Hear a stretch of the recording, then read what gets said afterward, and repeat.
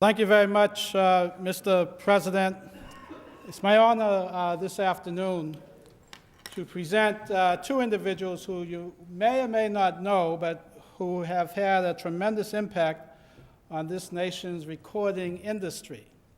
Very closely affiliated with Maurice Starr of New Kids on the Block fame and so many others, Tony Rose and Prince Charles Alexander are from Boston. And Tony Rose, although he lives in Phoenix, Arizona, he will never forget this city or this city council. Because back in 1970, Tony Rose actually was a staff member right here in the city council working for Boston City Councillor Thomas I. Atkins, who recently is deceased. So without any further ado, I'd like to ask Tony Rose if he would step forward. Whereas Tony Rose, publisher and chief executive officer of Phoenix, Arizona-based Amber Communications Incorporated, was born and raised in Roxbury's Whittier Street housing development.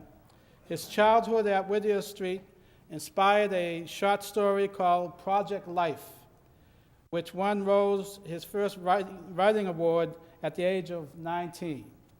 And whereas Rose served as a member of the United States Air Force in the Vietnam War, and whereas Rose attended the University of Massachusetts and the University of California in Los Angeles, graduating with a Bachelor's of Arts degree in journalism and English literature. And whereas Rose acquired important entertainment industry skills and contacts while living in Los Angeles, he worked with a production assistant at the Burbank Studios, Warner Brothers, and Columbia Pictures, in the accounting and sales division of Warner, Elektra, Atlantic Records, and accounts representative at Warren Laniers Relations and representatives at RCA Records. And whereas Rose in the late 1970s returned to the city of Boston, united with record producer Maurice Starr to create the Boston music scene, a movement that ultimately led to the discovery of New Edition and my neighbors, the New Kids on the Block. And whereas Rose went on to become a successful record producer, record company owner, personal manager, music publisher, recording studio owner, recording engineer, songwriter, and composer, and so many other things for more than 15 years. And whereas Rose's many music awards includes gold and platinum albums, Ampex's Golden Reel Awards for recording and engineering the New Kids on the Block. And whereas Rose in 1995 sold his music business to Unidisc Production in Montreal and EMI Music Publishers in the United Kingdom. Then he launched Amber Communications Group, the nation's largest African-American publisher of self-help books and celebrity biography, and he contributes to our annual book fair as well. I want to thank you for that, Mr. Rose. And whereas Rose has acquired licensed paperback rights from Simon & Schuster, HarperCollins, Hyperion Books for publishing and distribution of the Amber Communications Group Incorporated, and he has also negotiated worldwide partnerships and licensing deals in the United States, South Africa, Europe, and Asia. And whereas Rose, who currently lives in Phoenix, Arizona, is a recipient of numerous awards, be it therefore resolved that the Boston City Council and meeting assembled honors Mr. Tony Rose for his outstanding influence on the Boston music scene and for his success in disseminating the Boston sound and the African-American writing to a global audience.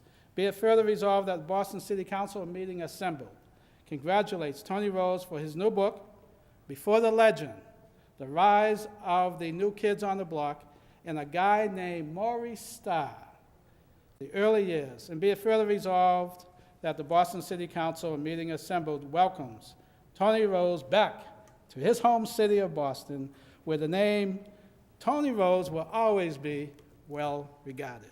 Congratulations.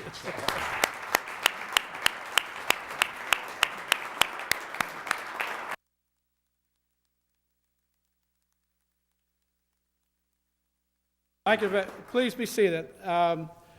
We also have with us another legend in the recording industry. Again, the name may not be a household word, but certainly he's had a tremendous impact on the Boston music scene in his own right. I'm referring to Prince Charles Alexander. Whereas producer, writer, and musician and entrepreneur Prince Charles Alexander was an important part of the Boston music scene, shaped by the Boston music producers Maurice, Starr, and our own Tony Rose. And whereas Prince Charles and the City Beat Band recorded 3 albums on Virgin Records in the 1980s, with Alexander fronting as the group's lead singer and multi-instrumentalist, Prince Charles utilized a futuristic wind synthesizer called the Lyricone to create the band's unique blend of P-Funk. And whereas Alexander, after disbanding his group, began focusing on audio engineering, he has since evolved into a multi-platinum recording and mixing engineer for a large client base that has become sought after by producers for domestic and international projects. And whereas Alexander's client list includes Mary J. Blige, Destiny Child, Faith Evans, Boyz II Men, Puff Daddy, Notorious B.I.G., Salt and Pepper, Brandy, Babyface, Sting, Aretha Franklin, Maxie Prince, Mint Condition, Spearhead, Brian McKnight, Usher, and I could go on and on and on. And be therefore resolved, I'm going to forego the next 12 whereases.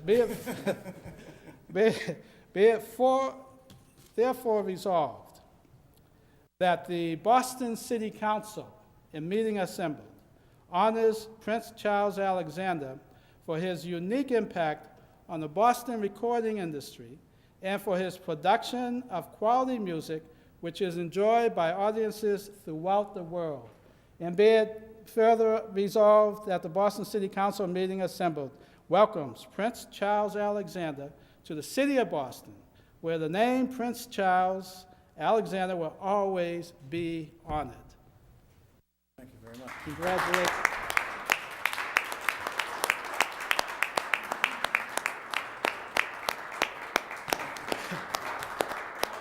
Being a proud graduate of the Boston Public School System, Mr. Alexander pointed out that he graduated from Boston Latin in 1975 and received his Bachelor's of Science degree in Political Science and African American Studies in 1979 from Brandeis University in Waltham, Massachusetts. And let me also add, without going through the rest of his whereases, he has a lovely and beautiful and talented wife. Hi, baby. What's your first name? Yes, can you stand, please? Very much. We have a resolution for Maurice Starr, who unfortunately was not able to join us, but I would like Tony Rose and Prince Alexander to say a few words. Mr. Rose. Thank you very much. Thank you very much, Councillor Yancey. It's an honor to be here. My condolences to the Lieutenant Kevin Kelly's family and the city of Boston for his loss. I was born in Boston City Hospital, and as Mr. Yancey said, raised in the Whittier Street housing projects, where I became, after a few years, known as the paper boy. That was what I did. I sold newspapers, the Boston Globe, Record American, and the Christian Science Monitor. And eventually, I met two young men who would go on to found the Bay State Banner, one of whom became my mentor, my great mentor. His name was Melvin B. Miller, the publisher of the Bay State Banner. And I was 12 years old when I met him. Two young men who were peddling newspapers and didn't know what they were doing. And I took his newspapers from him and sold them for him. And sold them all throughout the projects. And he became my mentor, my best friend, who guided me in life and guides me still today. A few years later, I joined the Air Force and served in the Vietnam War, and came out, and one day I was reading the Boston Globe, and I just gotten married, and my wife and I were living in the Stratton Street projects in Dorchester, and Franklin Field. And I read an article, and it said that Thomas Atkins was running to be the first African mayor of the city of Boston. And of course, as you all know, he's the first African American city councillor in these esteemed chambers. And I had met Tom Atkins when I was about 14. WILD Radio was an A&M radio station in the African American community. And I called, my thing was to call up the talk shows at that time. I had a CB radio.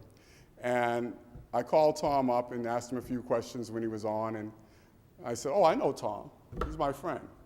So I said, you know, I said to my wife, Tom needs us. He needs me to go down there and help him win for mayor of Boston.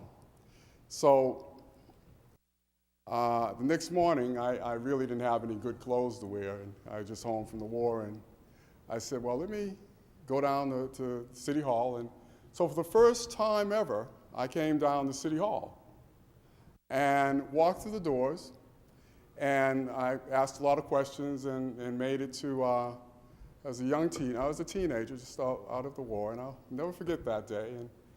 And I walked through the door and came up and walked past I didn't know anything about the protocol of stopping to sign in, since we hadn't done that before.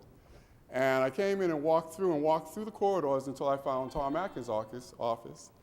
And I walked through and said, Tom Atkins on the door.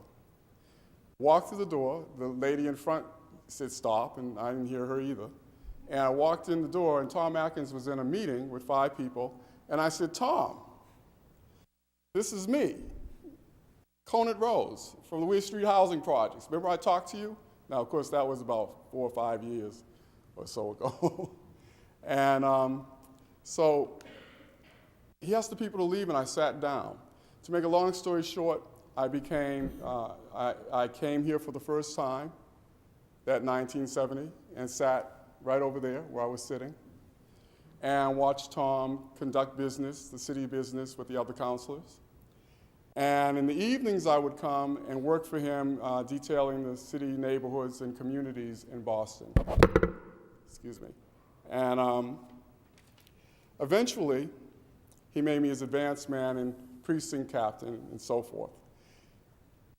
He is one of the greatest men I ever knew. He became my mentor.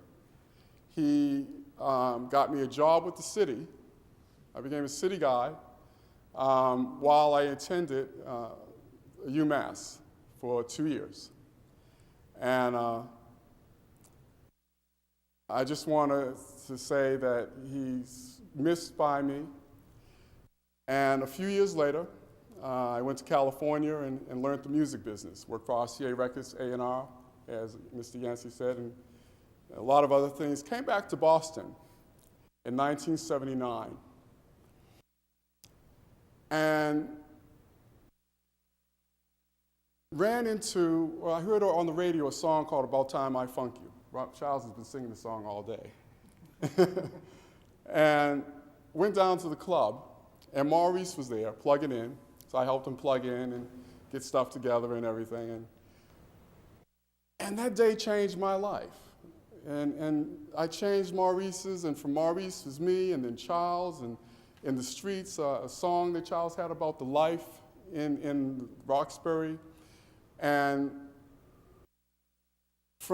it's like we're all entwined, and out of that came, in the streets, which went international for the first time, and all of our names were on it. And from that point, our lives were set, our memories were set, and all this happened in Roxbury. And from all that came Prince Charles and City Beat Band, Virgin Records.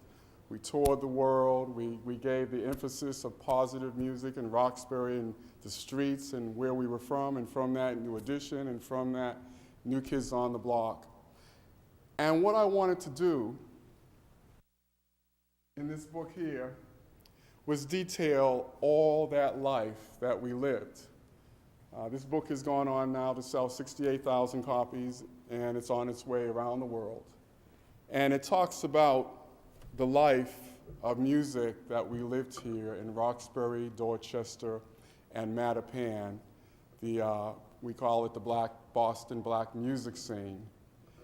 And I just can't say enough about Maurice Starr, Charles Alexander, how we all changed one another's lives, and they are my friends forever, and we want to thank you.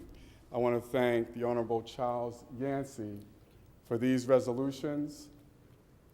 I want to thank my friend Ken Yarbrough and the City of Boston for giving us the opportunity to do what we did in the world. Thank you.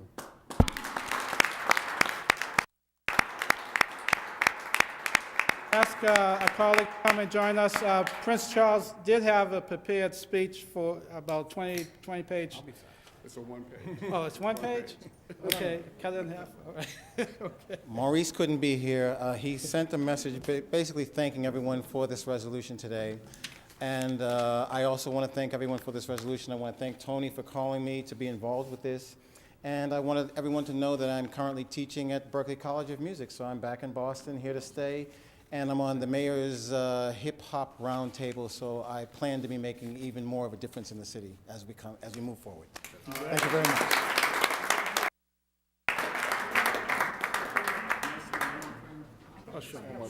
I also want to say this. Hello, I want to say this, if you will. I want to also thank Kay Bourne for everybody that's here. The scene, Kay Bourne is the former entertainment journalist from the Bay State Banner, and every music scene and every scene in the world where there is a music scene, it takes somebody to tell the story. And Kay Bourne told our story wonderfully. Thank you very much, Kay.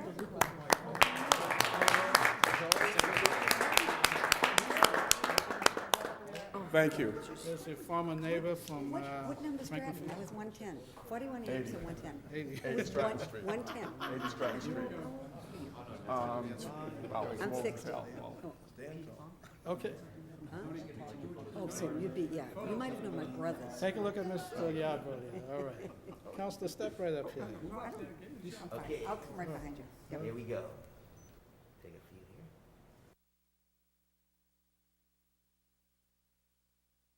One more. Excellent. Okay. Thank you very much, Mr. President. I know it was a little longer than initially planned, but thank you so much. And Kay Bourne, keep up your great work. Thank you.